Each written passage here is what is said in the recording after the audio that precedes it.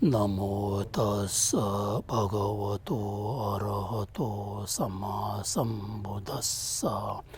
Namo tassa bhagavato arahato samma sambuddhassa. Namo tassa bhagavato arahato samma sambuddhassa.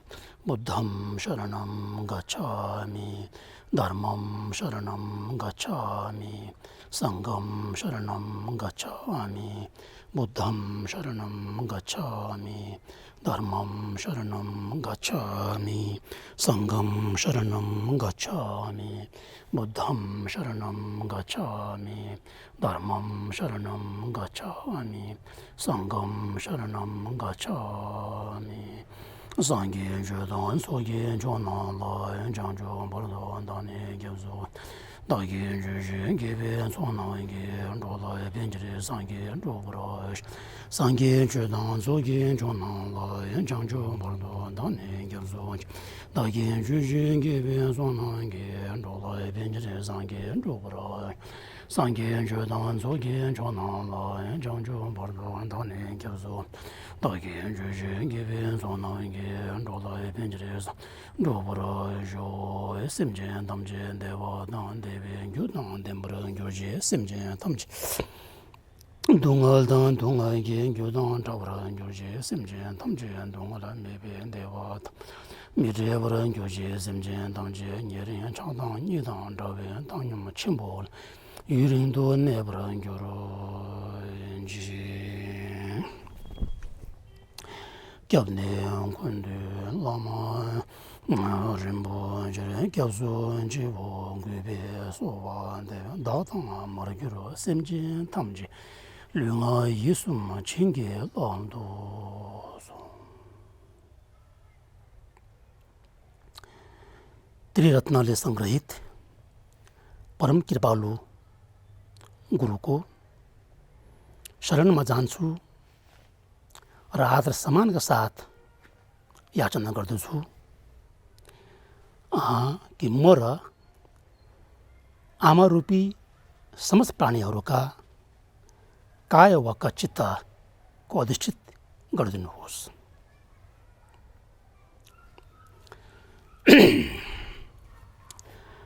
अब अस्ति सर्वप्रथम अनि आज 2078 असोज 9 गते 25 सेप्टेम्बर 2021 आजको दोस्रो श्रृङ्खला मेरो भन्ने पालो आएको छ र सबभन्दा पहिला आज फेरि यहाँ प्रत्यक्ष रूपमा पाल्नुहुने र अप्रत्यक्ष रूपमा सुन्ने र देश विदेशमा रहेका सम्पूर्ण नेपाल बौद्ध परम्परा समाजका केन्द्रीय सदस्य, आजीवन सदस्य, साधारण सदस्य र शिक्षार्थीहरू तथा शुभचिन्तकहरूमा सबभन्दा पहिला म जम्या टुकुको तर्फबाट सबैलाई नमस्कार टस्टेले भन्न चाहन्छु। अब अस्ति जुन पहिलो श्रृङ्खलामा के गएको थियो भन्दाखेरि परम पूज्य दलाई लामा ज्यूद्वारा विरचित नयाँ चेतनाको आँखा खुलाउन सुभाषित नामक शास्त्रको बारेमा अनि त्यो पुस्तकको भूमिका र अनि धर्म गर्नुपर्ने कारण भन्ने सम्बन्धी गएको थियो र त्यति बेला चाहिँ बिचमा के आएको थियो भन्दाखेरि एउटा सूची आएको थियो के त भन्दाखेरि प्रमाणद्वारा विरचित गरिएका बौद्ध धर्मको गतिविधि भन्ने आएको थियो हैन। बुद्धको धर्मको गतिविधि कस्तो हो त भन्दाखेरि अन्धविश्वासमा आधारित होइन कि विवेकलाई बुद्धिलाई प्रयोग गरिकन युक्तिसङ्गत प्रमाणद्वारा अनि जाने बुद्ध धर्म गतिविधि हो भनेर भन्नुभएको थियो। त्यसमा अलिकति शेष बाँकी रहेको छ।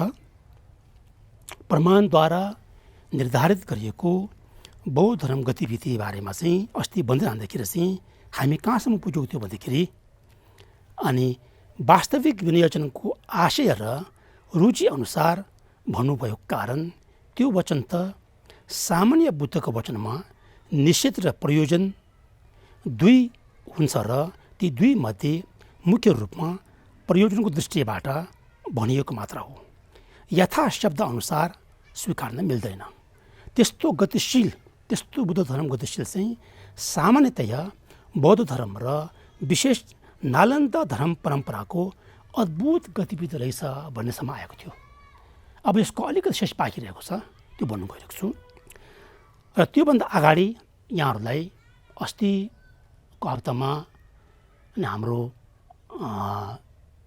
शिक्षार्थीबाट दुई प्रकारका प्रश्न सोध्नुभएको थियो। त्यो प्रश्नको उत्तर पहिला चाहिँ म तपाईँहरूलाई स्पष्ट पार्न चाहन्छु। पहिलो श्रृङ्खलामा सोधिएको चाहिँ प्रश्न के थियो भन्दाखेरि यावत धर्म भनेको के हो र यथावत धर्म भनेको के हो भन्ने प्रश्न आएको थियो। आज म अलिकति स्पष्ट रूपमा चाहिँ यहाँहरूलाई बुझाउन चाहन्छु। यथावत धर्म भनेको कस्तो भने जब कुनै पनि विषयवस्तुप्रति गहन रूपमा एकदम गहिरो रूपमा चाहिँ त्यसको विश्लेषण गर्दाखेरि त्यसको स्वभावलाई जुन हामीले देखिरहेका छौँ, सुनिरहेका छौँ, तपाईँको हाम्रो विज्ञानमा आभास भइरहेको छ, त्यो सबै विषयवस्तुहरूको यदि हामीले त्यसको प्रकृति, त्यसको स्वभाव हामीले चाहिँ त्यसको यथार्थ खोज्नु जाँदाखेरि चाहिँ त्यस्तो खोज्ने जुन एउटा परीक्षण गर्ने गहन प्रकारले परीक्षण गर्ने एउटा बुद्धिले गरिरहेको त्यो चाहिँ त्यस्तो प्रकारको बुद्धिद्वारा, प्रज्ञाद्वारा चाहिँ परीक्षण गर्दाखेरि अन्तमा चाहिँ के पाउँछ भन्दाखेरि चाहिँ त्यसको स्वभाव चाहिँ शून्यता रहेछ भन्ने एउटा चाहिँ अन्तमा त्यो प्राप्त हुन्छ। त्यस्तो प्रकारको कुनै पनि वस्तु विषयको स्वभावलाई गहन परीक्षण गर्दा ज्ञात हुने धर्मको वास्तविकतालाई धर्मको वास्तविकतालाई के भन्छ त यथावत धर्म भनिन्छ होइन। जुन धर्मको यथार्थता, धर्मको वास्तविकतालाई के भन्छ त यथावत धर्म भन्छ हो।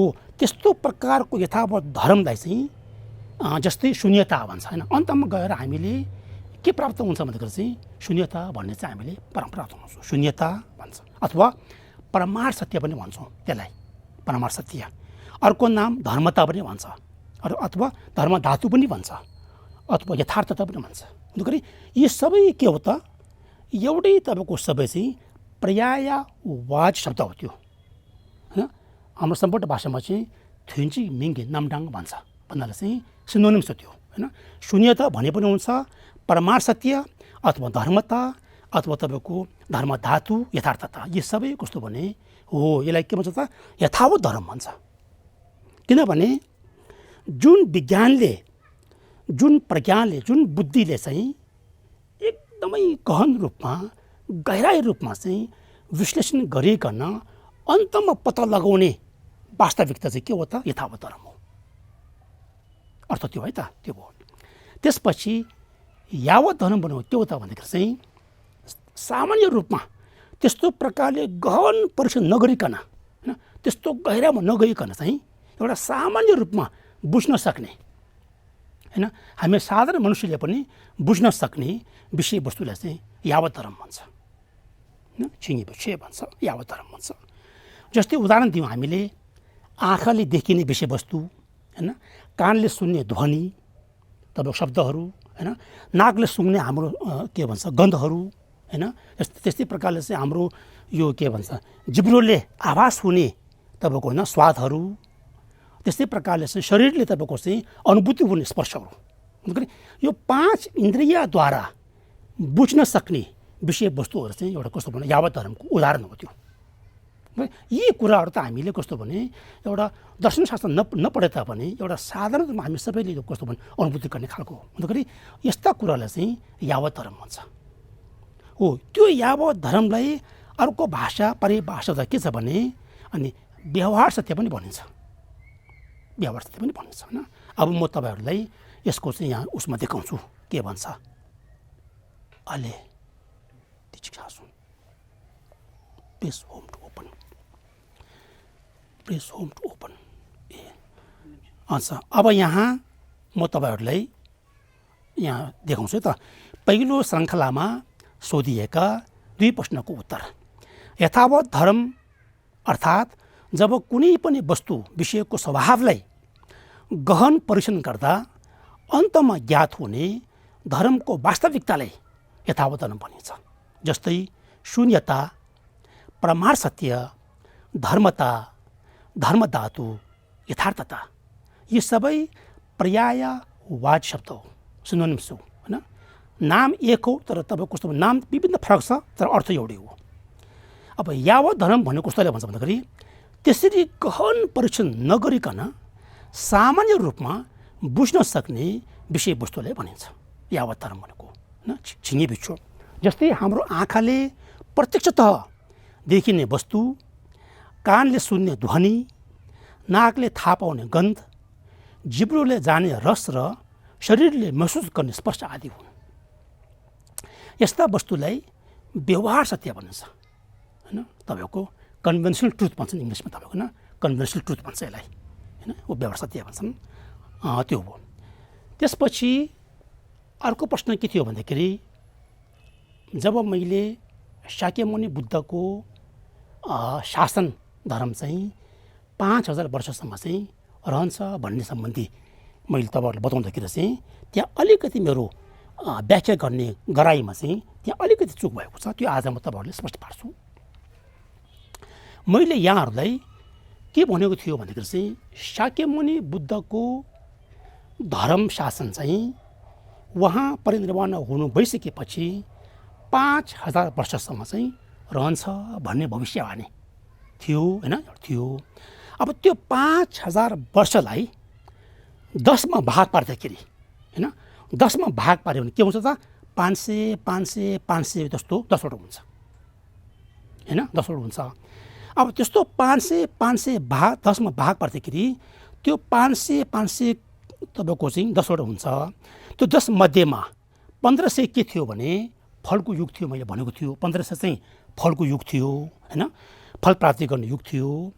र त्यसपछि अर्को 1500 के थियो भने तपाईको साधना गर्ने युग थियो। र त्यसपछि अर्को 1500 तपाईको के थियो भने शीलको समय थियो। र अन्तमा गएर त्यो 500 मात्र रह्यो। त्यो 500 के थियो भने अनि तपाईको चिन्ह मात्राको युग थियो हैन, त्यो थियो।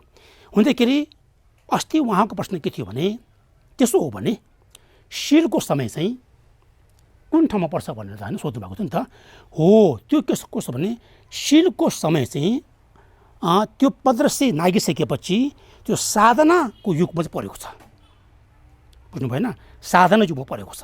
साधना युगमा के छ भने पहिला चाहिँ 500 चाहिँ प्रज्ञा शिक्षाको युग थियो भने अनि अर्को 500 चाहिँ तपाईको समाधि शिक्षाको युग थियो।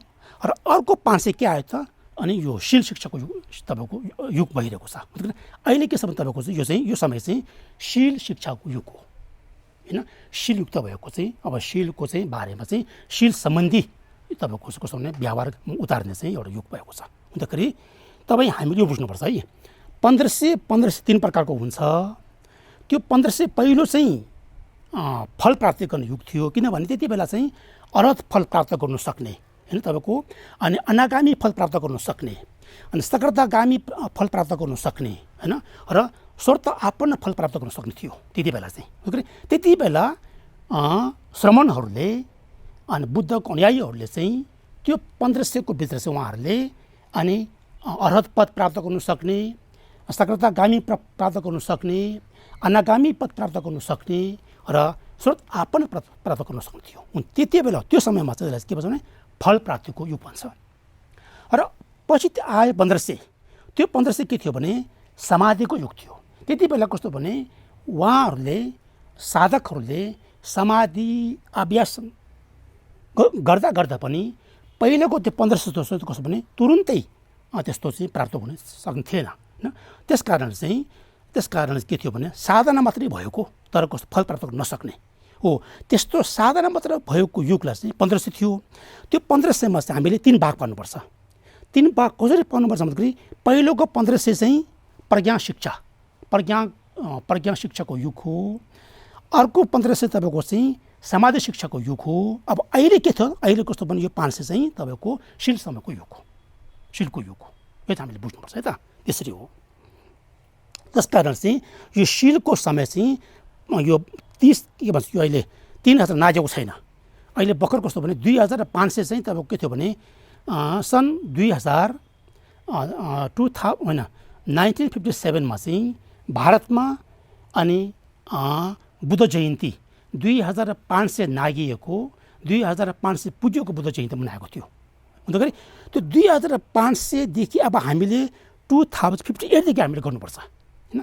2058देखि गऱ्यो भने चाहिँ अहिले हामी कहाँ पुग्यौँ, 2000 तपाईँको 63सम्म पुगेको छ। भन्दा अझ बाँकी छ, अझ तपाईँको कस्तो भने शीलको समय चाहिँ अझ बाँकी छ। त्यो हामीले बुझ्नुपर्छ है त, त्यसरी हो।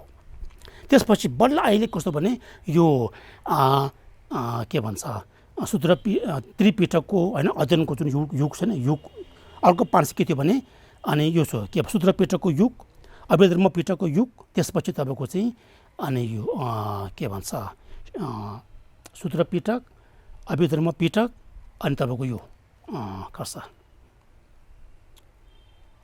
तिरुवा विनय पिटक मतलब सूत्रपिटक 500, सूत्रपिटकको अध्ययन गर्ने 500, त्यसपछि फेरि तपाईँको अभिधर्म पिटक अध्ययन मात्र गर्ने 500 वर्ष, त्यसपछि विनय पिटक अध्ययन मात्र गर्ने 500 वर्ष, त्यसपछि अन्तमा के आउँछ त 500 चाहिँ तपाईँको अनि चिन्ह मात्र भएको युग भन्छ।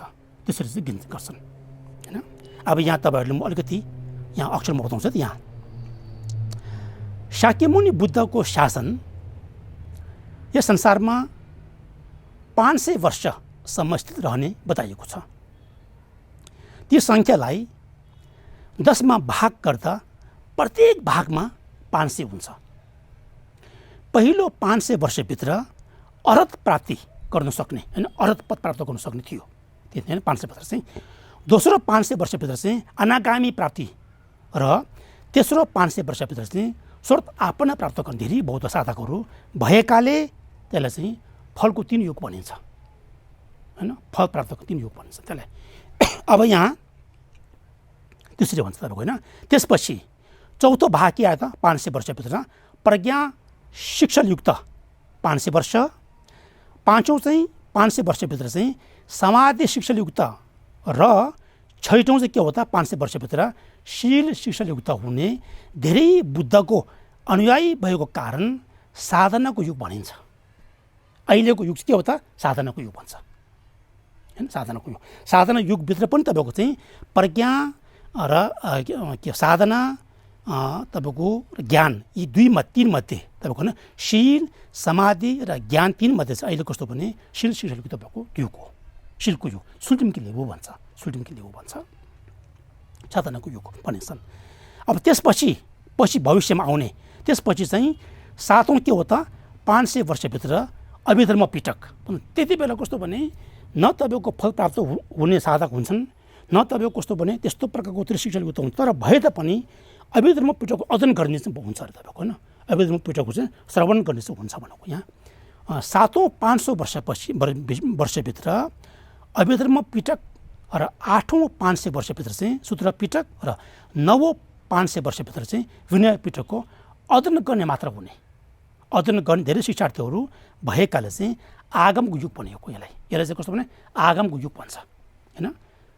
पहिला चाहिँ फलको युग, दोस्रो चाहिँ साधनाको युग र तेस्रो चाहिँ आगम युग भन्छ, लुङ्गी लेबु भन्छ, सम्पूर्ण भाषामा लुङ्गी लेबु भन्छ, आगमको युग भन्छ भनिएको।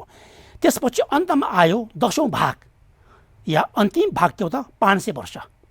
500 वर्षभित्र लास्टमा के हुन्छ त चिन्ह बेस लगाएको बाहेक होइन, चिन्ह मात्र होइन तपाईँको अब भिक्षुहरूको भनौँ होइन, अब चिन्ह बेस लगाएको बाहेक बुद्ध धर्मको पवित्र दर्शन तथा चार्ययुक्त नभएको कारण चिन्ह मात्रको युग बनिएको हो। त्यस्तो तपाईँको चाहिँ आउँछ भन्नुभएको छ है। अब यहाँ के छ भने अघि जुन एउटा स्वर्ता आपन्न होइन, तपाईँको 10 प्रकारको हुन्छ, तपाईँको 8 प्रकारको हुन्छ।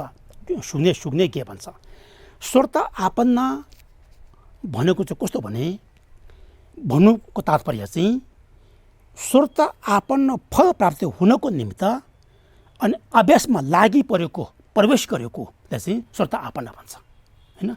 विशुष्क भन्नु स्वर्त आपन्न प्रतिपन्न अर्थ के त भने, त्यो स्वर्त आपन्नको फल प्राप्त हुनको लागि त्यो साधकले, त्यो आर्य पुद्गलले चाहिँ अनि त्यसको लागि चाहिँ मार्गमा प्रवेश गरिकन अभ्यास गरिने तपाईँको अभ्यास गरिने समयलाई चाहिँ अनि स्वर्त आपन्न तपाईँको प्रतिपन्न भन्छ। त्यसपछि चाहिँ उहाँले अनि अभ्यास गर्दा गर्दा यो सबै कस्तो भने आर्य पुद्गलहरू हो, श्रावक होइन, श्रावक यानको श्रावक तपाईँको उसको भने आर्य पुद्गलहरू हो।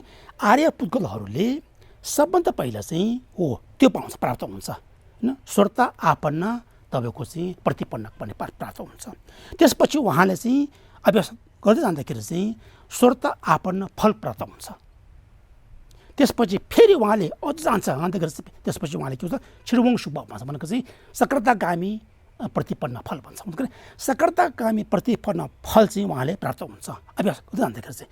फेरि अझ उहाँले जान्छ अभ्यास गर्दाखेरि चाहिँ, त्यसपछि के पाउँछ, दोस्रो चाहिँ उहाँले अनि अनागामी फल प्राप्त हुन्छ। अनागामी भनेको कस्तो भने, संसारमा तपाईँको चाहिँ क्लेश आवरणले गर्दाखेरि चाहिँ फेरि संसारमा चाहिँ जन्म लिनु नपर्ने त्यस्तो हुन्छ।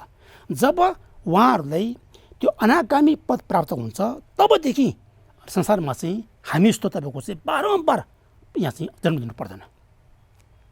यसलाई चाहिँ अनागामी भन्छ, अनागामी प्रथम। त्यसपछि फेरि अन्तमा के हुन्छ त, अरहत पद प्राप्त हुन्छ। त्यति बेला चाहिँ उहाँहरूको आफ्नो चित्तभित्र भएका चाहिँ यो संसारको दलदलमा फस्नु जुन एउटा मूल कारण छ, त्यसलाई उहाँहरूले जडता त्यागेको हुन्छ। त्यो त्यागिसकेपछि उहाँहरूमा चाहिँ अरहत पद प्राप्त हुन्छ। यो चाहिँ तपाईँको चाहिँ उहाँहरूको यसलाई कस्तो भने गेजुङको डिभोसी भन्छ, श्रमणको 4 प्रकारका फल भन्छन् त्यसलाई चाहिँ श्रमणको, त्यो हो। अब यहाँ एउटा के छ भने, तपाईँको उहाँको पुस्तकमा के थियो भने ङाग्या ठाक्चु भनेको छ। यहाँ अलिकति यो किताबमा अलिकति चाहिँ छुटेको छ अनुवाद चाहिँ। खास तपाईँको चाहिँ यो किताबमा चाहिँ के छ भने, तपाईँको 20औं शताब्दीको समयमा भनेर सिधा लेखेको छ, तर उहाँको पुस्तकमा चाहिँ 10 अवस्थाहरू भन्नुभएको छ। यहाँ उहाँको यो अनुवादमा छुटेको छ। खास तपाईँको चाहिँ सम्पूर्ण भाषामा चाहिँ ङाग्या ठाक्चु भन्छ। अघि भनेको जस्तो हो 500-510ले भाग गर्दाखेरि चाहिँ हो त्यस्तो भाग गरिएका, त्यसरी त्यस्तो भाग गरिकन त्यस्तो प्रकारको अवस्थालाई के भन्छ भने ङाग्या ठाक्चु भन्छ, होइन। गरी 20औं शताब्दीमा अनि अलिकति यहाँ के छ भने अनुवाद छुटेको छ। पुस्तकमा के छ भने थ्योरप निसुबे जेसुङ्गे कलवा भन्नुभएको छ उहाँको, होइन। पुस्तकमा चाहिँ सम्पूर्ण भाषामा चाहिँ थ्योरप निसुमा जेसुङ्गे काबा दिलास भन्नुभएको छ। यहाँ उहाँको चाहिँ अलिकति चाहिँ छुटेको छ अनुवाद चाहिँ। भन्नु खोजेको कस्तो भने 20औं शताब्दीमा चाहिँ त्यति बेला के थियो भने एकदमै जहाँ पनि तपाईँको चाहिँ लडाइँ झगडा, होइन, तपाईँको भइरहेको थियो। त्यहाँ धेरै ठाउँमा, होइन, लडाइँ झगडा हुने, अनि कति मान्छे काटमार भयो, धेरै मार्यो। त्यति बेला त्यो 20औं शताब्दी कस्तो भने रसायन र, होइन, रसायन र तपाईँको चाहिँ अनि हतियारको तपाईँको शस्त्रको चाहिँ कल्प जस्तो थियो त्यति बेला चाहिँ, होइन। 20औं शताब्दी के थियो भने उहाँको भनाइ कस्तो भने त्यो समयमा 20औं शताब्दी के थियो भने यो रसायन, विभिन्न प्रकारका रसायनको प्रयोग गर्ने र तपाईँको चाहिँ हतियार प्रयोग गर्ने शस्त्रकल्प थियो। हुनु पनि होइन, तपाईँले यसो हामीले यो 20औं शताब्दीमा चाहिँ घटनाहरू हामी इतिहासको पन्ना पल्टायो भने चाहिँ त्यो समयमा, होइन, यो 20th सेन्चुरीमा चाहिँ मारकाट धेरै भएको छ। त्यति बेला उनीहरूले विभिन्न प्रकारका रसायनहरू प्रयोग गरेको छ, होइन, विभिन्न प्रकारका हतियारहरू, शस्त्रहरू प्रयोग गर्छ। त्यति बेला कस्तो भने यो शस्त्र र रसायनको चाहिँ कल्पस्तो थियो। थ्योरप निसु वा जेसुङ्गे काबादला भन्नुभएको छ उहाँले। चाहिँ हो जे भनेको रसायन भन्छ, केमिकल मिक्स, केमिकल भन्छ तपाईँको, होइन। छुन भनेको चाहिँ शस्त्र भन्छ, हतियार भन्छ। त्यति बेला के थियो भने शताब्दीमा चाहिँ विभिन्न प्रकारका लडाइँ झगडा गर्दाखेरि चाहिँ अनि मान्छेले कस्तो प्रकारले मार्ने उपाय खोजेर उनीहरूले चाहिँ रसायनहरू प्रयोग गर्यो, होइन, शस्त्रहरू प्रयोग गर्यो। हो त्यस्तो कालमा भन्नुभएको उहाँले, होइन। 20औं शताब्दीमा 20औं शताब्दीमा के थियो भने रसायन र अनि शस्त्रको कल्प जस्तो यस्तो समयमा चाहिँ भन्नुभएको उहाँले यहाँ चाहिँ अब यहाँ फेरि म पत्थर भन्छु यहाँ 10% अवस्थाहरू बुद्धको शासन यस संसारमा रहने 10 अवस्थाहरू छन् जसलाई 10 परिवर्तनमा विभाजित गरिन्छ। अघि मैले भन्न सिकेन विभाग अनुसार के हो त अर्हत परिवर्त एउटा भयो, त्यसपछि अनागामी परिवर्त 2टा, अनि स्वर्त आपन्न परिवर्त 3, प्रज्ञा परिवर्त 4, समाधि परिवर्त, शील परिवर्त, अभिधर्म परिवर्त र सूत्र परिवर्त, विनय परिवर्त, चिन्ह मात्र परिवर्त हो। यो हामीले बुझ्नुपर्छ कि तपाईँको होइन। हामी सबै बौद्ध अनुयायीहरूले चाहिँ हो बुद्धको धर्म 5000 वर्षसम्म त रहँदो रहेछ, तर कस्तो प्रकारले रहन्छ भनेर हामीले बुझ्नुपर्छ नि त होइन। त्यसमा चाहिँ पहिला 4 भाग पार्ने, 4 युग के त अनि फलको युग, साधनाको युग, तपाईँको के भन्छ आगमको युग र चिन्ह मात्रको युग, त्यो पहिला बुझ्नुपर्छ। त्यो 4 भागलाई 10 भागमा पारेर होइन, अनि 1500 वर्ष चाहिँ 3 भागमा पार्ने, अन्तको 500 वर्ष चाहिँ लास्टमा पार्ने, त्यो चाहिँ हामीले बुझ्नुपर्छ है त। शाक्यमुनि बुद्धको शासन 5000 वर्षसम्म स्थित रहने भन्नेभित्र फलको युग 1500 वर्ष, साधनाको युग 1500 वर्ष, आगमको युग 1500 वर्ष र चिन्ह मात्रको युग के हो त 500 वर्ष हो। यो तपाईँ हामी सबैले चाहिँ एउटा सामान्य ज्ञानको रूपमा हामीले बुझ्नुपर्छ यिनीहरू है। त्यसरी हो यहाँसम्म चाहिँ के थियो भने अनि पहिलो श्रृङ्खलामा भएका अनि प्रश्नको चाहिँ उत्तरहरू चाहिँ मैले तपाईँहरूले यसरी अब स्पष्ट रूपमा चाहिँ यहाँहरूले बताएको। अब के छ भने पहिलो श्रृङ्खलामा त्यो भइसक्यो। अब आयो पहिलो श्रृङ्खलामा बताइएका प्रमाणद्वारा निर्धारित गरिएका बौद्ध धर्मको गतिविधि सम्बन्धी शेष व्याख्या, अलिकति व्याख्या रहेको थियो, त्यो तपाईँहरूले भन्नुहुन्छ है त। यो चाहिँ अब उहाँकै परम पूज्य लामाज्यूकै मुखरबन्धबाट भन्नुभएको कारणले चाहिँ पढ्नु गइरहेको छु, तपाईँहरूले पनि हेर्नुहोस्। सारा अंशमा बुद्धको आध्यात्मिक धर्म प्रमाणद्वारा निर्धारित गरिएको, त्यसमा बौद्ध देशहरू धेरै छन् होइन, जस्तै बर्मा, थाइल्यान्ड, श्रीलङ्का आदि पाली परम्पराको संरक्षण तथा संवर्धन गर्ने देशहरू हुन्। उहाँहरूमा के छ भने पाली परम्पराको चाहिँ धर्महरू चाहिँ अहिलेसम्म उहाँहरूमा रहेको छ भन्नु खोज्नुभएको। र म पहिला थाइल्यान्डमा केही पटक पुगेको छु। त्यो बौद्ध देशका विभिन्न बौद्ध विद्वानहरू तथा धेरै विनयधर भिक्षुहरूसँग भेट भएको छ। विनयधर भन्यो के त भन्दाखेरि चाहिँ विनयको एकदमै तपाईँको होइन कायिक, वाचिक र मानसिक तिनैद्वारा चाहिँ उहाँहरूले विनयको एकदमै सही नियमद्वारा चाहिँ उहाँहरूले परिपालन गर्ने चाहिँ विनयधर भन्छ होइन। विनयको नियम, शीलको नियम चाहिँ एकदमै सही ढङ्गले होइन परिपूर्ण रूपले चाहिँ अनि अभ्यासमा ल्याउने उतार्ने चाहिँ भएकाले चाहिँ त्यसलाई चाहिँ विनयधर भन्छ। दुबजिम्बा भन्छ, सम्बट भाषामा चाहिँ दुबजिम्बा। अन्तखेरि त्यो देशका विभिन्न बौद्ध विद्वानहरू तथा धेरै विनयधर भिक्षुहरूसँग भेट भएको छ। उहाँहरूले हेर्दा उहाँहरूको जुन एउटा काया वाका चित्तको जुन एउटा व्यवहारलाई हेर्दाखेरि होइन, उहाँहरूको आचरणलाई हेर्दाखेरि चाहिँ साँच्चै नै श्रद्धा जागिने जस्ता गुणी भिक्षुहरू पनि छन् त्यहाँ होइन। उहाँहरूको होइन कायिक जुन एउटा आचरण होइन, बोल्ने जुन एउटा बोली वचनहरू र उहाँको जुन एउटा सोच्ने तरिकाहरू चाहिँ यसो हेर्दाखेरि चाहिँ धेरै त श्रद्धा जागिने त्यस्तो छ भिक्षुहरू होइन। हो साँच्चै नै श्रद्धा जागिने त्यस्ता गुणी भिक्षुहरू पनि छन्।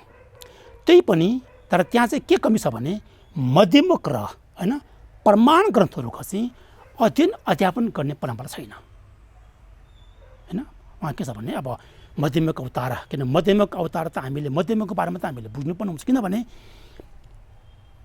धर्मको यथार्थ त नबुझिकन अनि शून्यता भन्ने, परमाण सत्य भन्ने यी कुराहरू, यी गहिरो कुराहरू चाहिँ, यी गम्भीर कुराहरू चाहिँ हामीले नबुझिकन मायन परम्परा अनुसारको बुद्धता प्राप्त हुने भनेको असम्भव कुरा हो, असम्भव कुरा हो।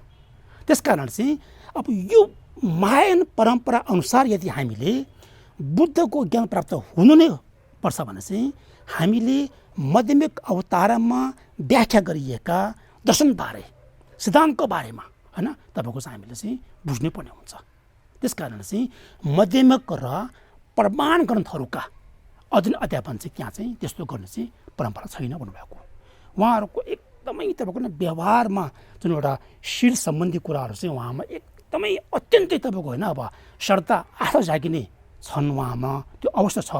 तर कस्तो भने अब अध्ययन सम्बन्धी कुराहरू गर्दाखेरि चाहिँ त्यहाँ चाहिँ कस्तो भने माध्यमिक ग्रन्थ र प्रमाण ग्रन्थहरूको अध्ययन अध्यापन गर्ने परम्परा चाहिँ त्यहाँ चाहिँ रहेको छैन। त्यो चाहिँ पक्का नै हो, त्यो भन्नुभएको। अब संस्कृत परम्परा होइन, संस्कृत परम्परा ग्रहण गर्ने चाइनिज हो, चाइनाबाट कोरिया, भियतनाम तथा जापानहरू संस्कृत धर्म परम्परा ग्रहण गर्ने रहेको छ, त्यो पक्का हो, रहेको छ होइन। त्यति मात्र होइन कि त्यहाँ माध्यमिक र चित्त मात्राका भन्नाले चाहिँ बुद्धको दर्शनमा बौद्ध दर्शनमा कस्तो छ भने तपाईँको चाहिँ 4 प्रकारका सिद्धान्तहरू हुन्छन्। वैभाषिक सिद्धान्त दर्शन होइन, सौत्रान्तिक दर्शन, चित्त मात्र दर्शन र तपाईँको माध्यमिक दर्शन 4 प्रकारको हुन्छ। हुँदाखेरि यी 4 प्रकारका जुन यो मध्येमा चाहिँ त्यहाँ के छ भने माध्यमिक र चित्त मात्रका ग्रन्थहरू र माध्यमिक र चित्त मात्रका दर्शनहरू पनि छन्। हुँदाखेरि यहाँ हामीले के बुझ्नु पर्यो भन्दाखेरि यदि हामीले बुद्धको दर्शन सम्बन्धी गम्भीर कुराहरू होइन, विपुल कुराहरू बुझ्न चाहन्छ भने यदि हामीले स्टेप बाई स्टेप दर्शनको बारेमा तपाईँहरूले अध्ययन गर्ने हो भने चाहिँ सबभन्दा पहिला हामीले चाहिँ वैभाषिक दर्शन सिक्नुभएको राम्रो हुन्छ होइन, वैभाषिक दर्शन सिक्ने। त्यसपछि दोस्रो तह चाहिँ सौत्रान्तिक दर्शन हुन्छ बौद्धको चाहिँ। त्यसपछि के हुन्छ त चित्त मात्र हुन्छ। त्यसपछि बल्ल आउँछ माध्यमिक दर्शन। यी 4 दर्शनहरू चाहिँ सिक्नुभयो भने चाहिँ अन्त्यमा हामीले के पाउँछ भन्दाखेरि चाहिँ त्यो माध्यमिक दर्शनमा चाहिँ व्याख्या गरिएका शून्य त कस्तो रहेछ भन्ने चाहिँ बुझ्नु चाहिँ सम्भव हुन्छ। त्यस कारण चाहिँ हामीले यो चाहिँ अध्ययन गर्नुपर्ने जरुरी छ। तर त्यहाँ के छ भने प्रमाण ग्रन्थ विपुल रूपमा नभएको जस्तो देखिन्छ। त्यो ठाउँमा कस्तो भने फेरि क्षमा छैन, प्रमाण ग्रन्थ छैन होइन, प्रमाण युक्ति लजिक रिजनिङ हुन्छ तपाईँको होइन, हो त्यस्तो प्रकार चाहिँ त्यहाँ चाहिँ छैन फेरि, त्यो भन्नुभएको उहाँले होइन। तर प्रमाण ग्रन्थ विपुल रूपमा चाहिँ नभएको जस्तो देखिन्छ त्यहाँ छैन, त्यहाँको देशहरूमा चाहिँ त्यो संस्कृत परम्परामा देशमा चाहिँ। अब यहाँ त्यस्तो हो भने प्रश्न के आउँछ त, त्यसो हो भने प्रमाण ग्रन्थको अध्ययन अध्यापन कहाँ छ भने तिब्बतमा छ। अस्ति मैले भनिसकेन, तिब्बतमा के छ भने तपाईँको यो माध्यमिक दर्शन, चित्त मात्रको दर्शन, वैभाषिक दर्शन, सौत्रान्तिक दर्शन ती मात्र होइन कि अनि तपाईँको प्रमाण ग्रन्थहरू पनि उहाँहरूमा चाहिँ वर्षौँ लगाएर उहाँहरूले चाहिँ अध्ययन गर्नुहुन्छ होइन। त्यसैको अहिले परम्परा चाहिँ अहिले नेपालमा भारतमा पनि तपाईँको चाहिँ हाम्रो 4 हिमाली बौद्ध परम्पराहरूमा सेटाहरूमा होइन तपाईँको चाहिँ यो अध्ययन भइरहेको छ होइन। 15, 20, 25 वर्षसम्म चाहिँ उहाँहरूले पढ्नु भइरहेको छ यो होइन। हुँदाखेरि यहाँ प्रमाण ग्रन्थको अध्ययन अध्यापन चाहिँ कहाँ छ त, तिब्बतमा छ। र तिब्बतको त्यही परम्परा चाहिँ अहिले हाम्रो भारतमा पनि छ, नेपालमा पनि छ होइन। हिमालय बौद्ध 4 परम्पराको गुम्बाहरूमा सेटाहरूमा चाहिँ अवश्य छ। त्यो कसरी छ त भन्दाखेरि महाउपाध्याय शान्त रक्षित भारतको प्रसिद्ध होइन तपाईँको भिक्षु होइन, पण्डित सिद्ध पुरुषको थियो भने हो महाउपाध्याय शान्त रक्षित स्वयं प्रसिद्ध प्रामाणिक पुरुष हुनुहुन्थ्यो। उहाँ एकदमै प्रामाणिक पुरुष हुनुहुन्थ्यो। र तिब्बतको धर्मराज ठिसोङ देवजिनज्यूले उहाँ र उहाँको परम शिष्य कमलशील भन्ने होइन, कमलशीललाई भोट देशमा स्वागत गरेको थियो, उहाँले स्वागत गर्नुभएको थियो होइन। र तिब्बतको जनताप्रति भारतको बौद्ध विद्वान उहाँ दुईका दया, करुणा र मार्गदर्शकको ठुलो कृपा रहेको छ। त्यो अवश्य सत्य हो त्यो होइन। उहाँहरू पाल्नु भएर चाहिँ तब त्यहाँबाट चाहिँ तिब्बतमा भएका जुन एउटा 4 बौद्ध हिमालयको जुन परम्पराहरू चाहिँ एकदमै तपाईँको राम्रो भएको थियो बुद्ध त्यहाँ नै हो। तिब्बतको जनताप्रति भारतका बौद्ध विद्वान उहाँ दुईका दया, करुणा र मार्गदर्शकको ठुलो कृपा रहेको छ। अब एउटा के कहावत छ भने, भनाइ के छ भने जस्तो गुरु उस्तै चेला भने जस्तै होइन तपाईँको होइन, जस्तो गुरु उस्तै चेला भने चाहिँ जसरी गुरुको अध्ययन अध्यापन भएको थियो त्यसरी नै शिष्यलाई पनि धर्मको व्याख्या गर्ने तरिका चाहिँ उस्तै हुनु स्वाभाविक हो। किनभने शान्त रक्षित भन्ने कमलशील भन्ने उहाँहरू त नालन्दा त त्यो समयमा तपाईँको कस्तो भने एकदमै तपाईँको विश्वभरमै भारतमा चाहिँ एउटा नालन्दा बौद्ध महाविश्वविद्यालय भन्ने थियो। त्यो चाहिँ एकदमै एउटा कस्तो भने प्रसिद्ध थियो। त्यस्तो तपाईँको चाहिँ ठुलो एउटा चाहिँ अनि विश्वविद्यालयबाट चाहिँ पाल्नु भएका उहाँहरू हो। उहाँहरूको अध्ययन अध्यापन कस्तो हुन्थ्यो भने त्यहाँ चाहिँ नालन्दामा त्यस्तो प्रकारको हुन्थ्यो होइन, प्रमाण शास्त्रको अध्ययन हुन्थ्यो, अध्यापन हुन्थ्यो होइन, तपाईँको माध्यमिक दर्शन सम्बन्धी अध्ययन हुन्थ्यो। उहाँहरू त्यस्तो अध्ययन गरेर आउनु भएकाले उहाँहरूले अब शिष्यले त्यही परम्परा सिकाउनु भयो भन्नुभएको छ होइन। त्यस कारण चाहिँ यहाँ स्वाभाविक हो। त्यसैले अनि तिब्बती शिष्यहरूले पनि दर्शन र आध्यात्मिक ग्रन्थहरू प्रमाण ग्रन्थको आधारमा अध्ययन र अध्यापन गर्ने राम्रो परम्पराको आविष्कार गरिएको छ तिब्बतमा होइन। यसरी चाहिँ उहाँहरूले पछि शिष्यहरूले पनि त्यही गुरुले जे चाहिँ अपनाएको थियो त्यस्तै प्रकारले उहाँहरूले जानुभयो। त्यस कारण अहिलेसम्म पनि होइन अब कस्तो भने प्रमाणको दर्शन प्रमाण तपाईँको कस्तो भने ग्रन्थको चाहिँ अध्ययन अध्यापन भइरहेको छ, दर्शन सम्बन्धी अध्ययन अध्यापन भइरहेको त्यो सबै कस्तो भने उहाँहरूको कृपाले हो नि त होइन। भारतको जुन दुई महागुरु कृपाले चाहिँ त्यसरी गएको छ। तसर्थ अब यहाँबाट चाहिँ अनि गुरुको परम पूज्यको चाहिँ फेरि उहाँको आफ्नो लेखमा भएको चाहिँ त्यो आएको छ त। अब यहाँ के छ भने त्यस्तो जान्नुको लागि अब हामीले के गर्नुपर्छ भने त्यसको विधि जान्नुपर्छ, त्यसको विधि चाहिँ हामीले बुझ्नुपर्छ भन्नुभएको। अब त्यसको विधिहरू जान्नका लागि विस्तृत एवं गहन शास्त्रहरूका अध्ययन गर्ने अवसरबाट वञ्चित भएकाहरूका लागि उहाँले यो किताब चाहिँ होइन, उहाँले यो नयाँ तपाईँको चेतनाको आँखा खुलाउने सुभाषित नामक शास्त्र मैले किन रचना गरेको भन्दाखेरि चाहिँ हो जुन तपाईँको शिक्षार्थीहरूलाई होइन विस्तृत एवं गहन शास्त्रहरूका अध्ययन गर्ने अवसरबाट वञ्चित भएकाहरूका लागि होइन, समय नभएको समयको अभाव भएको त्यस्तो शिक्षार्थीहरूलाई चाहिँ धर्म प्रविचीय प्रज्ञाको आलोक वृद्धि हुने यहाँ तपाईँको अनुवाद छुटेको छ होइन। खास तपाईँको चाहिँ स्वेरप्तो नम्चेकी सेरप गेबर चेपे छेदु अनि चोवो अनि छिक न्युङला अनि त्यो खोदेबे वाङदो छेने चाहिँ भन्नुभएको छ। त्यो चाहिँ उहाँहरूको यहाँ अलिकति छुटेको छ, यो के भन्छ उसमा चाहिँ छुटेको छ, अनुवाद छुटेको छ।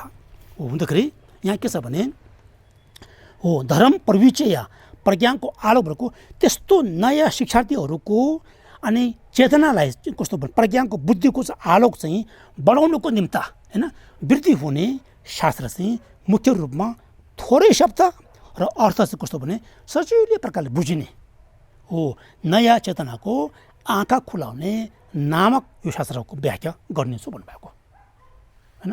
यो चाहिँ कस्तो भने उहाँले अब भर्खर बल्ल उहाँले रचनाको प्रतिज्ञा दिनुभएको यो होइन। हाम्रो सम्बट भाषामा चाहिँ चोम्बर थम्चावा भन्छ। पहिले के गएको थियो छोपर चोपा गयो होइन, स्तुति गएको थियो, अहिले आयो चोम्बर थम्चावा।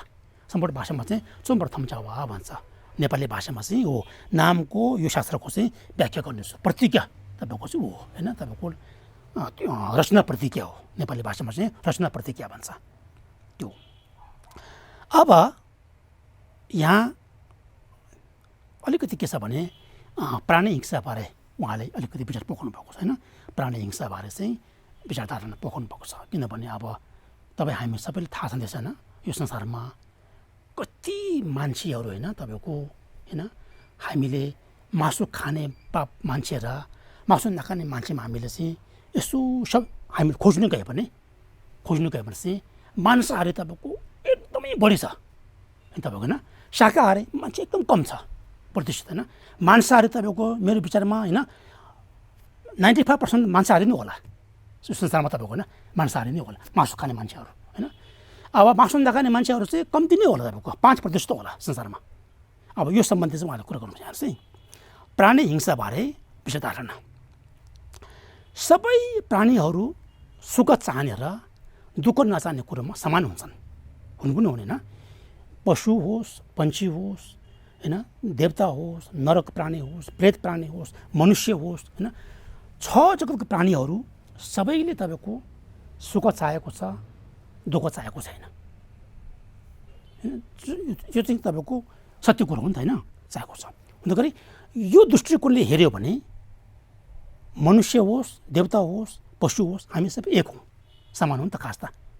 यो दृष्टिकोणले हेऱ्यो भने चाहिँ होइन, किनभने सबैले सुख चाहेको छ, दुःख चाहेको छैन। कसैले तपाईँको कस्तो भने सबैले कस्तो भने तपाईँको जीवन जिउन चाहेको छ। तर हामी मान्छे यति स्वार्थी छौँ कि होइन, अब कस्तो भने मासु बिना हामीले चाहिँ विभिन्न थरीका सब्जीहरू खाएर पनि सक्दा पनि तपाईँको मान्छेले कस्तो भनेको त्यो यो रसको तपाईँको यो के भन्छ आसक्तिले अट्याचमेन्टले गर्दाखेरि चाहिँ हाम्रो यो स्वादमा तपाईँको धेरै मान्छे आसक्ति भएपछि के हुन्छ भने त्यस्तो प्रकारको हामीले गरिन्छ कि तपाईँको के यहाँ भन्नु खोजेँ चाहिँ सबै प्राणीहरू सुख चाहने र दुःख नचाहने कुरामा समान हुन्छन्। विवेकवान मानिसहरू होइन, बुद्धिशील विवेकवान मानिसहरू मात्रै नभएर अबुझ ससाना किरा फटेङ्ग्राहरू पनि सुखको चाहना राख्थे र सानोतिनो दुःख समेत नचाहनेहरू मात्र हुन्छन्। त्यो त पक्का हो नि, तपाईँको त्यो सत्य कुरा हो। तसर्थ हामी जोसुकैले सुख प्राप्त हुने र दुःख उत्पन्न नहुने उपाय खोज्नु पर्दछ। यदि हामी सबैले होइन दुःख चाहेको छैन भने अब दुःखले कसरी हटाउने, त्यो त हामीले उपाय खोज्नु पऱ्यो। सुख चाहेको छ भने सुखले कसरी प्राप्त गर्ने त, त्यो त हामीले उपाय खोज्नु पऱ्यो नि। यो उहाँले भन्नु खोज्छ त्यो हो, उपाय खोज्नुपर्छ।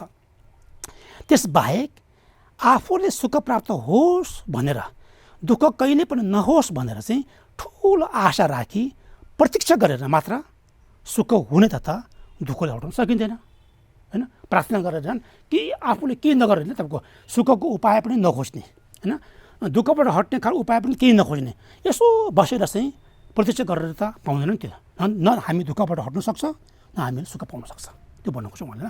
त्यसबाहेक आफूलाई सुख प्राप्त होस् र दुःख कहिले पनि नहोस् भनेर ठुलो आशा राखी प्रतीक्षा गरेर मात्र सुख हुने तथा दुःखले हटाउन सकिँदैन।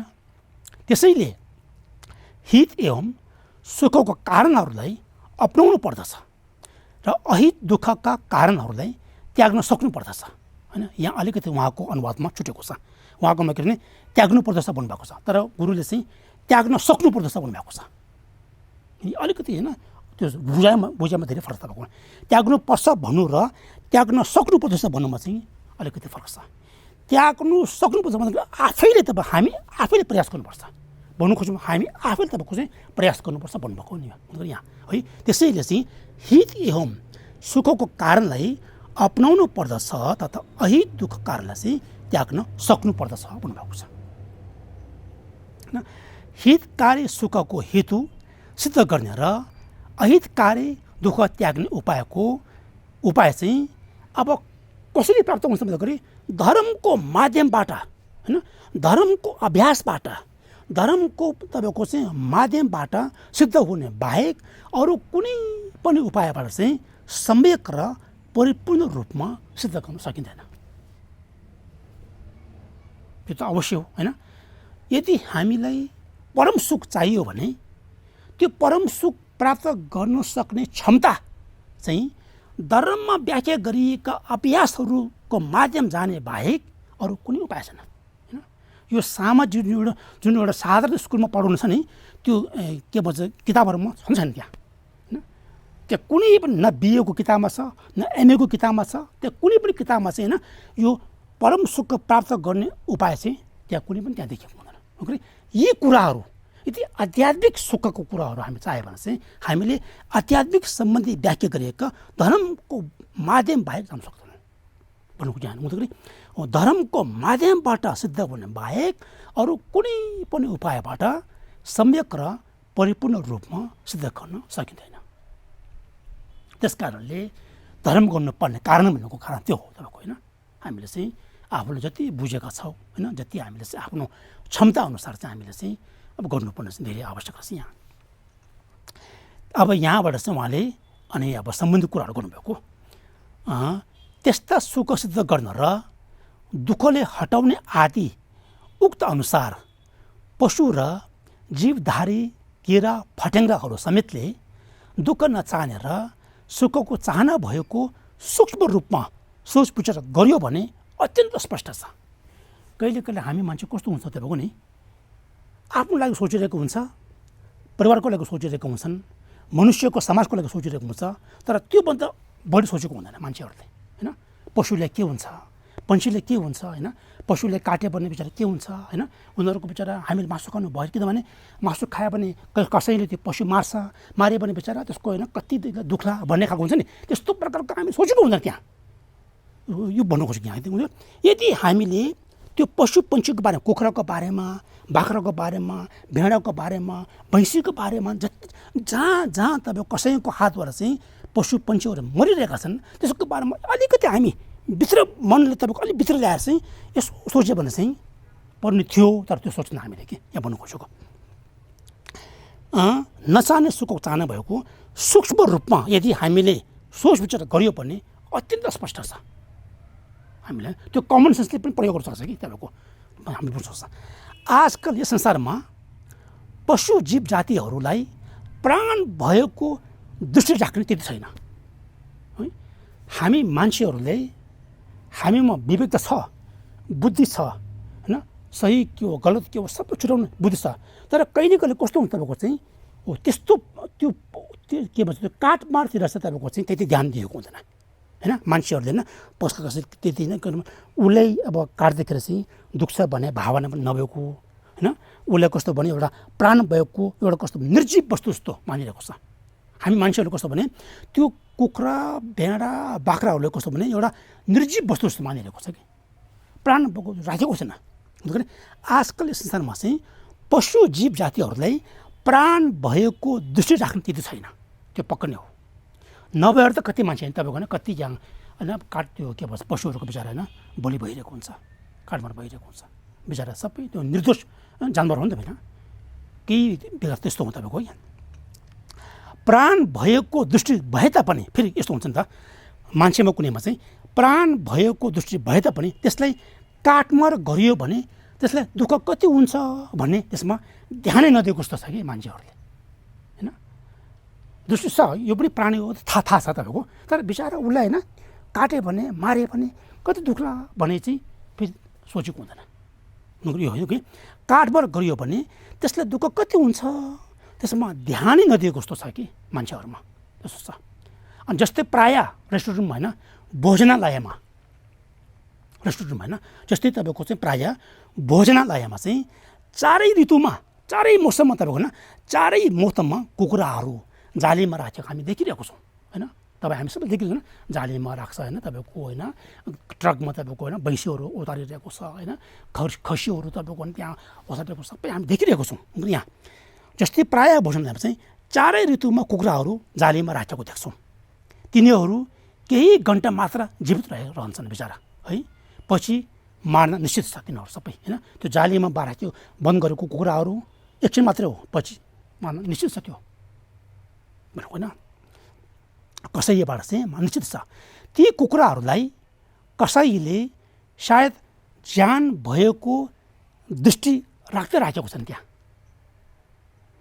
यदि तपाईँ कसाईमा त्यो काट्ने बेलामा चाहिँ ओहो होइन उसलाई पनि ज्यान छ, उसलाई पनि प्राण छ होइन, यदि होइन मलाई छुरीले काट्यो भने कति दुख्ला त्यसो उसलाई पनि दुख्ला भन्ने भावना भइदिएको भए उसले कदापि त्यो काट्दैन, असम्भव कुरा हो त्यो होइन।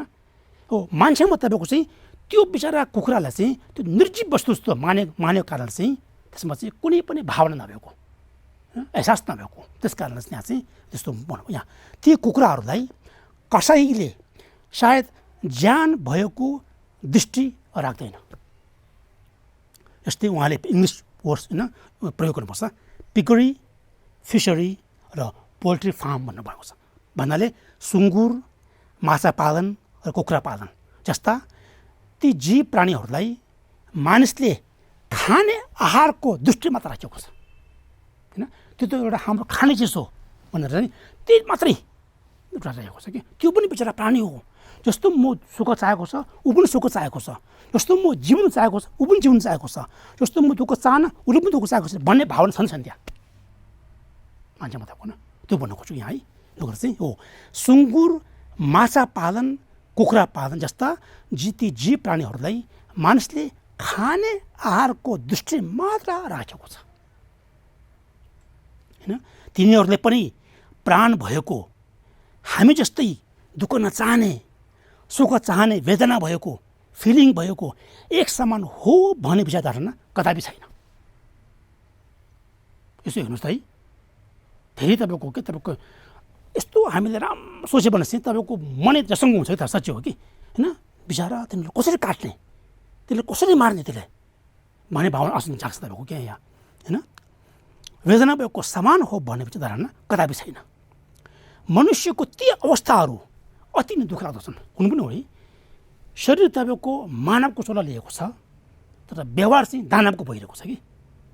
सबै त होइन कि, तर कस्तो भने अब त्यस्तो प्रकारको मान्छेहरू चाहिँ कस्तो भने शरीर चाहिँ रूप चाहिँ मानवको छ, तर व्यवहार चाहिँ कस्तो भने सोच दानवको छ तपाईँको, त्यस्तो भइरहेको छ कि होइन तपाईँको। मनुष्यको ती अवस्थाहरू हेर्दाखेरि चाहिँ अति नै दुःख लाग्दो छन् तपाईँको कि। प्राणीको ज्यानप्रति दया माया कदापि नभई हिंसा र काटमार गर्नेहरू धेरै छन्। यो सबै किन भएको भन्दाखेरि यो संसारमा चाहिँ मासु खाने मान्छे भएर त भएको नि होइन। मासु खाने मान्छे नभइदिएको भए कसैले काट्दैन त्यो त होइन। हुन त गर्दा कस्तो भने यो जति यो संसारमा चाहिँ मासु खाने मान्छे बढी हुन्छ, त्यति कसैले चाहिँ तपाईँको चाहिँ मान्ने व्यक्ति चाहिँ कसै बढी हुन्छ तपाईँको। यदि संसारमा चाहिँ मासु खाने मान्छे चाहिँ कम भइदिएको भए बिस्तारै बिस्तारै अवश्य कसै पनि कम हुन्छ, काठमार पनि कम हुन्छ होइन। किनभने त्यो निर्दोष प्राणी उसको जिउने हक हुँदा हुँदा पनि हामी मान्छे यति स्वार्थी छौँ कि होइन, हाम्रो आफ्नो पेटको लागि चाहिँ अरूको त जानले वास्ता गर्दैन। त्यसरी काटिरहेको छौँ, त्यसरी मारिरहेको छौँ तपाईँको होइन। त्यो चाहिँ हामीले अवश्य होइन अलिकति चाहिँ सिरियसली सोच्नुपर्छ हामीले। यो चाहिँ हो, यस संसारमा माछाको मारकाट तीव्र रूपमा धेरै भएकाले कुनै माछा जातिका कुल वंश नै सखाप हुने खबर भनिरहेका छन् तपाईँको होइन। अब यो संसारमा तपाईँको नि माछाले तपाईँको मार्दा मार्दा होइन, समुद्रमा माछाले मार्दा मार्दा माछाको कुल वंश नै खतम भयो हुने खालको भइसक्यो छ अरे त्यस्तो तपाईँको त्यस्तो कि तपाईँको होइन। हो, सखाप हुने खबर भनिरहेको छ। त्यस्ता दुःखद घटनाहरू कसरी भइरहेको छ त भन्दाखेरि होइन, अब त्यस्ता दुःखद घटनाहरू चाहिँ कसरी भइरहेको छ त भन्दा चाहिँ अन्य प्राणीहरूको ज्यानको महत्त्व नदिने, भ्याल्यु नदिने तपाईँको होइन, तपाईँको महत्त्व नदिने, तिनीहरूमाथि पनि दुःख नचाहने र सुखको चाहना भएको सोच नभएको कारणले त्यस्ता परिस्थितिहरू आउने गर्छन्। त्यो हो कि जबसम्म हामी मनुष्यमा नभएर चाहिँ त्यो पशु पक्षीप्रति पनि त्यही भावना तपाईँको जागियो भने चाहिँ त्यस्तो हुने थिएन। र हामी मान्छेमा कस्तो भने त्यो त के होइन खाने जस्तो भने भावना गऱ्यो, किन्ने मान्छेले पनि के नसम्झेर किन्यो, अनि त्यसपछि कसैहरूले त्यसरी गाह्रो मारिरहेको छ कि। त्यस कारण हामीले चाहिँ मेरो चाहिँ कस्तो भने अब तपाईँहरूले एउटा मनभित्रबाट चाहिँ तपाईँहरूले अनुरोध के गर्नु चाहन्छु भन्दाखेरि चाहिँ यदि यहाँहरूले होइन यहाँहरूमा मासु खाने अरू छ भने चाहिँ अलिकति तपाईँहरूले होइन अब सक्यो भने चाहिँ तपाईँहरूले चाहिँ यो मासुको सेवन गर्नु चाहिँ त्यागिदिनु होला भनेर भन्नु चाहन्छु। तर त्याग नसके भने चाहिँ यो बारम्बार नखाने तपाईँको होइन। अस्ति तपाईँको पूर्णिमामा, औँसीको बेलामा, अष्टमीको बेलामा, छेबच्चुको होइन दशमी बेलामा यीहरूमा तपाईँहरूले चाहिँ नखाएको राम्रो हो होइन। किनभने मासु भनेको चाहिँ कस्तो भने तपाईँको यसो सोच्नुहोस् होइन, त्यो बिचरा हामीले मासु किन्दाखेरि चाहिँ त्यो कुनै न कुनै प्राणीको चाहिँ प्राण गइसकेको हुन्छ। त्यस कारणले चाहिँ अब हाम्रो मुखले होइन हामी बौद्धहरूले चाहिँ अहिंसा परम धर्म भनिरहेको छ। एक किसिमले हेर्नुहोस् है होइन, अहिंसा परम धर्म भनिरहेको छ हामी बौद्धहरूले। अब अहिंसा परम धर्म भनेको जस्तै हामीले चाहिँ व्यवहारमा उतार्ने हो भने त अलिक सोच्नु पर्दैन हामी मान्छेहरूले होइन। साँच्चै हो हामी अहिंसाको होइन अनुयायी हो, हामी अहिंसाको पालन गर्ने मान्छे हो, बौद्ध हो भनौँ त। अब अहिंसा भनेको कस्तो भने यदि मैले मासु खाएँ भने त्यो पनि त एउटा हिंसा रहेछ। किनभने मैले मासु खाएको कारणले त्यहाँ उसले बेचिरहेको, उसले काटेको। यदि मैले मासु नखाइदिएको भए त उसले काट्दैन थियो होइन, उसले बेच्दैन थियो भन्ने भावना चाहिँ हामी आउनु पर्छ तपाईँको के। भन्दाखेरि चाहिँ यहाँहरूले म तपाईँ कस्तो भने सकिए भने चाहिँ तपाईँहरूले यो मासु खानु चाहिँ त्यागिदिनु होला, अथवा चाहिँ तपाईँको चाहिँ नसकेमा चाहिँ अनि यो प्रत्येक महिनाको अनि छेबचोङ्गा औँसी होइन, पूर्णिमा, दशमी अनि यो अष्टमी, छेबगे यिनीहरू तपाईँले खानु नभएको राम्रो होइन। तपाईँको यो एकदम हामीले सिरियस लिनुपर्छ कि तपाईँको यो नगरी यस्तो छ तपाईँ होइन। ज्यानको महत्त्व नदिने र तिनीहरूमाथि पनि दुःख नचाहने र सुखको चाहना भएको सोच नभएको कारणले त्यस्ता प्रश्नहरू आउने गर्छन्। यदि हामीमा त्यस्तो प्रकारको सकारात्मक सोच आइदिएको भए अनि कसैहरूप्रति पनि त्यस्तो सोच आइदिएको भए त अवश्य उसले काट्दैन थियो। त्यस्तो भएको यो भयो। अब चाहिँ शारीरिक सुख दुःख र मानसिक सुख दुःख भिन्नता के छ त होइन। शारीरिक सुख दुःख र मानसिक सुख दुःखको भिन्नता के फरक के हुन्छ त भन्ने बारेमा छ। सबै जीव प्राणीहरू दुःख नचाहने र सुखको चाहना भएको एक समान हुन्। तर भिन्नता के छ त भन्दाखेरि पशुहरूले सुख दुःख भनेको चाहिँ मुख्य शारीरिक वेदनामा आश्रित सुख दुःख भएको चाहिँ अत्यन्त स्पष्ट छ। उनीहरूमा चाहिँ के छ बढी तपाईँको चाहिँ सिर्फ शारीरिक सम्बन्धी मात्र छ। चित्तको माध्यम उहाँहरूमा के हुन्छ भने चित्तको माध्यम कम विकल्पद्वारा होइन, धेरै तपाईँको थोरै थोरै कल्पना आउँदैन नि। पशु पन्छीहरूमा चाहिँ त्यो विभिन्न कल्पनाहरू आउँछ। जसरी हामी मान्छेमा चाहिँ विभिन्न प्रकारको विकल्प आउँछ नि, त्यस्तो आउँदैन उहाँहरूमा। त्यस कारण चाहिँ चित्तको माध्यम कम विकल्पद्वारा पशुमा खुसी, चिन्ता एवं सुख दुःख हुने भए पनि त्यति शक्तिशाली छैन त्यहाँ होइन। त्यति तपाईँको कस्तो भने छैन, बलशाली छैन तपाईँको भन्नुपर्छ होइन। मस्तिष्कको अवस्थाको कारण दिमागको है तपाईँको होइन, मस्तिष्कको अवस्थाको कारण त्यति पशुहरूमा सोच शक्ति चाहिँ हुँदैन। सोच शक्ति केमा हुन्छ, मानव हुन्छ, मनुष्यमा चाहिँ हाम्रो हुन्छ तपाईँको होइन। त्यसको बोल्न खोज्छु यहाँ पशुभित्र पनि विभिन्न जातिहरू हुन्छन्। मानिसमा सोच्ने शक्ति धेरै हुन्छन्, त्यो चाहिँ पक्का नै हो। जति सोच विचार गर्ने शक्ति हुन्छन् त्यति नै आशा र शङ्का बढी हुन्छ हामीमा तपाईँको होइन। जति हामी मनुष्यमा चाहिँ सोच्ने शक्ति बढी हुन्छ त्यति नै तपाईँको चाहिँ आशा र शङ्का चाहिँ बढी हुन्छ, त्यो स्वाभाविक हो। त्यसै गरी भूतकालका होइन घटनाहरू सम्झेर मनमा राग द्वेष पैदा हुन्छ होइन। भूतकालका होइन नराम्रो घटनाहरू चाहिँ सम्झेर चाहिँ राग पैदा हुने होइन, द्वेष पैदा हुने गर्छन्। भविष्यका बारेमा धेरै विचारहरू आएर चाहिँ आशा र शङ्काको कारणले मनमा चिन्ता पनि उत्पन्न हुने गर्छन्। हामी मनुष्यमा चाहिँ त्यो सोच्ने विकल्पहरू विभिन्न प्रकारका कल्पनाहरू आएका कारण चाहिँ त्यो कल्पनाद्वारा चाहिँ विभिन्न प्रकारका तपाईँको चाहिँ मनलाई व्याकुल पार्ने खालको चाहिँ आइरहेको हुन्छ, त्यो चाहिँ स्वाभाविक हो। त्यस कारणले चित्तको माध्यम समस्याहरू पशुलाई कम र मनुष्यले बढी हुन्छ होइन। शारीरिक सुख दुःख चाहिँ अब सामान हुन्छ भने तर मानसिक सुख दुःख चाहिँ मनुष्यमा बढी हुन्छ, किनभने उसको सोच बढी छ होइन, कल्पना बढी हुन्छ, विकल्प बढी हुन्छ भन्नु खोज्छु यहाँ। पशुहरूमा आकस्मिक कुनै घटना हुँदा केही समय त्रास र भय उत्पन्न हुन्छ। जब हानि हुँदैन तब पशुहरू चाहिँ शान्तिसँग बस्दछन् होइन। र हामी मानिसले हेर्ने हो भने खाना, कपडा आदि भौतिक सुख सुविस्ता भएको र विशेष परिवार सम्पन्न र धन सम्पत्ति परिपूर्ण भए तापनि त्यो मान्छे मनको दुःखी छ भने चाहिँ मन दुःखी छ भने मानसिक पीडाको कारण त्यो मान्छेलाई अशान्ति हुने, निन्द्रा नआउने, चित्त व्याकुल भइरहने आदिले गर्दा मादक पदार्थको सेवन गर्छ उसले। अन्तमा आएर के हुन्छ त उसले त्यो मानसिक अशान्तिको समस्याको समाधानमा चाहिँ अब त्यो भौतिक संसाधनले गर्नु सकेन न, उसले के गर्छ उपाय चाहिँ अनि मादक पदार्थ सेवन गर्छ। त्यस्तो होइन तपाईँको मादक पदार्थको सेवन गर्ने र जहाँ रक्सीको असीमित सेवन गर्ने गर्छन् मान्छेहरूले। त्यस्तो गर्छ होइन। त्यस मान्छेहरूले किन जहाँ रक्सी धेरै पिउँछ त होइन भन्दाखेरि चाहिँ हो त्यो मानसिक पीडा दुःख कष्ट उसले भोग्यो, त्यसको समाधानमा उसले अरू उपाय पाएनौँ अनि उसले के गर्छ त ती बाहिरी वस्तुहरू उसले खोज्यो, असीमित सेवन गर्छन्। र मानसिक समस्याको हल गर्ने अन्य उपाय प्राप्त नहुँदा बाहिरी वस्तुको आश्रय लिएर होइन मनमा चाहिँ सुख शान्ति पाउनको लागि प्रयत्न गरिरहेका छन् मान्छेहरूले होइन। तपाईँको त्यो मन व्याकुल त भएको चाहिँ न हो, मनमा त्रास र भय कदापि नभएर चित्त शान्ति पूर्ण रूपले छ भने चाहिँ मादक पदार्थको सेवन गर्नुपर्ने छैन र जहाँ रक्सी असीमित पिउनुपर्ने पनि छैन नि कारण। यो सबै कस्तो भने त्यो मानसिक होइन वेदनाको कारणले त्यस्तो भइरहेको घटनाहरू चाहिँ। तसर्थ मानवलाई चित्तको समस्या देखा पर्दा शारीरिक सुख सुविधा मात्रले लाभ नभएको अति स्पष्ट छ होइन।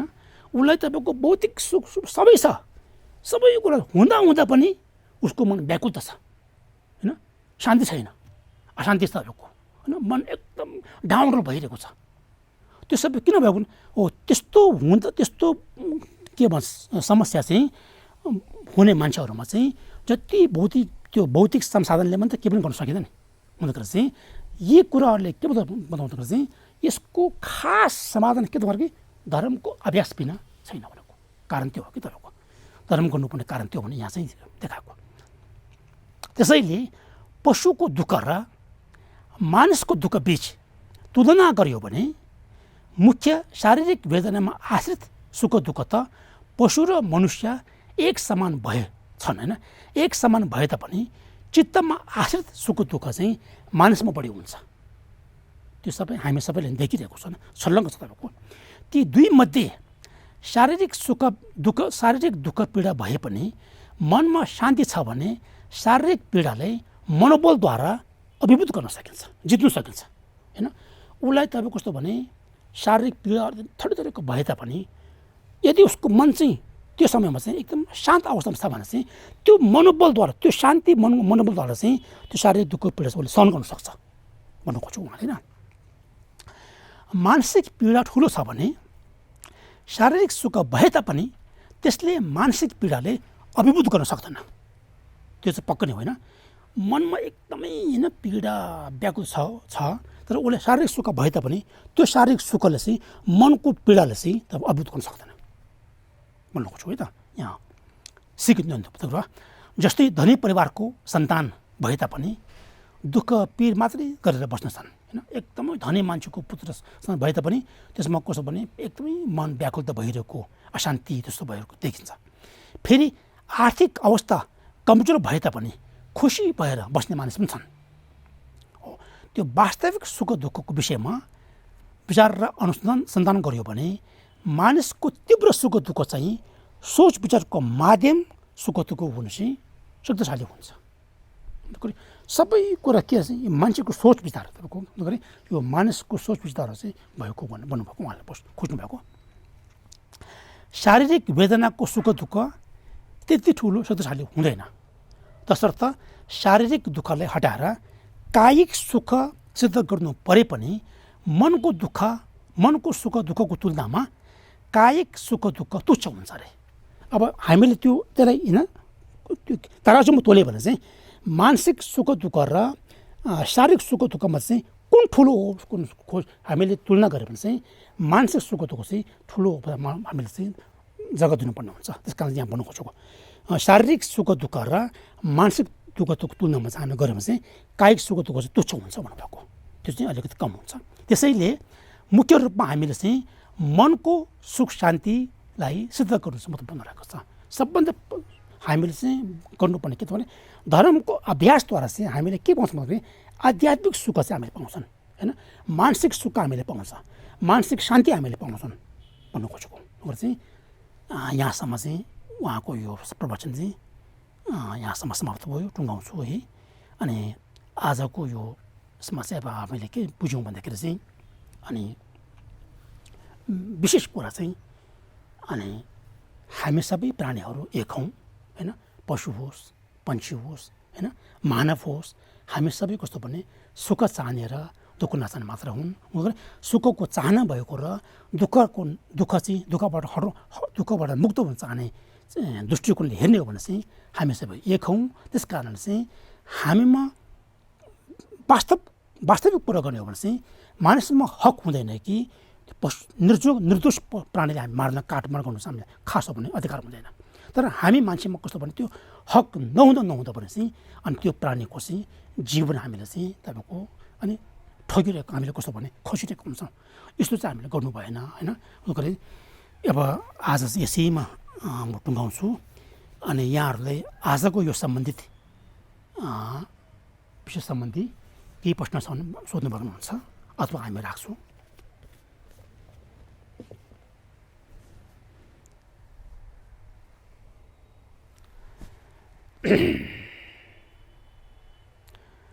अब हामी अनि आजको यसरी उहाँको देशना अनि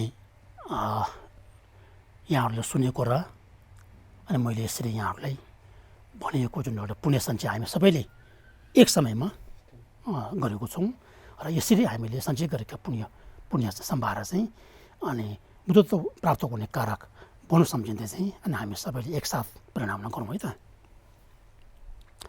गेवन्दी गेबु कुन सुनमा येशे सोजो जिन सुनमा येशे they 탐바 꾸니에 토브로 쇼 수연남만디에 탐제 제바니 톱네 예베 다나 개가 나지 발라 로조베 시비 초레 로로로 잠보라 바웬 지드라 켐바다 군도 상보 태양데 대더 군기엔 제소 안다로 젠게와 대더 탐제여로도 투수모셰베 게와 탐제게 오와 강라 초도마 다신게베 자원데 군경 상보 조지레여로도 오라 karmarabri marme tang yuma seba chubro na milam lodan nyuje chönam tedara